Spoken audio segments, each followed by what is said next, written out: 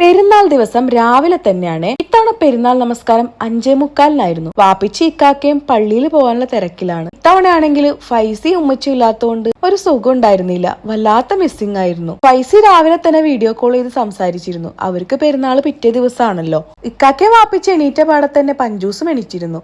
അതുകൊണ്ട് തന്നെതാ ഇവിടെ കളി തുടങ്ങിയിട്ടുണ്ട്. പിന്നെതാ തലേ ദിവസം ഇട്ടിരുന്ന മൈലാഞ്ചി ചോന്നത് കാണിച്ചു തരായിരുന്നു കേട്ടോ പഞ്ചൂസ്. മുമ്പൊക്കെ പെരുന്നാളിന്റെ അന്ന് രാവിലെ എണീക്കുമ്പോ തന്നെ ആദ്യം നോക്കുന്നത് കൈ ആയിരിക്കും. എങ്ങനെയുണ്ട് കൈ ചോന്നോ ഇല്ലയോ എന്നൊക്കെ അറിയാൻ വേണ്ടിയിട്ട്.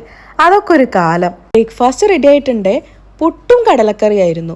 വെറും പുട്ടല്ല, ചോളപ്പുട്ടായിരുന്നു. വാപ്പിച്ചിതാ ഉമ്മച്ചിനെ വീഡിയോ കോൾ ചെയ്ത് എല്ലാം കാണിച്ചു കൊടുക്കുന്നുണ്ടായിരുന്നു. മക്കളുടെ സ്പെഷ്യൽ ആണല്ലോ ഈ പെരുന്നാളിന്. നോർമലി പെരുന്നാളിന് ഉമ്മച്ചിയുടെ ബിരിയാണി ആയിരിക്കും ഉണ്ടാവാറുള്ളത്. ഇത്തവണ ഞങ്ങളായിരുന്നു കിച്ചണിലെ ഭരണം. അതുകൊണ്ട് തന്നെ എന്താവുന്ന ഒരു പിടുത്തം ഉണ്ടായിരുന്നില്ല. ഏതായാലും ഞങ്ങളിതാ സ്റ്റാർട്ട് ചെയ്തിട്ടുണ്ട്. ആദ്യം തന്നെ മട്ടൺ മസാല റെഡി ആയിട്ടുണ്ട്.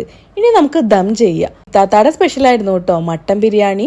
എന്റെ സ്പെഷ്യൽ ചിക്കൻ 65 ആയിരുന്നു. അത് പിന്നെ എളുപ്പമായതുകൊണ്ട് അതിലങ്ങോട്ട് പിടിച്ചു നിന്നു. അങ്ങനെ മട്ടൻ ബിരിയാണിയുടെ ദമ്മൊക്കെ പൊട്ടിച്ച് നമ്മളിതാ കഴിക്കല് തുടങ്ങിയിട്ടുണ്ട് കേട്ടോ. നല്ല സൂപ്പർ ടേസ്റ്റ് ആയിരുന്നു.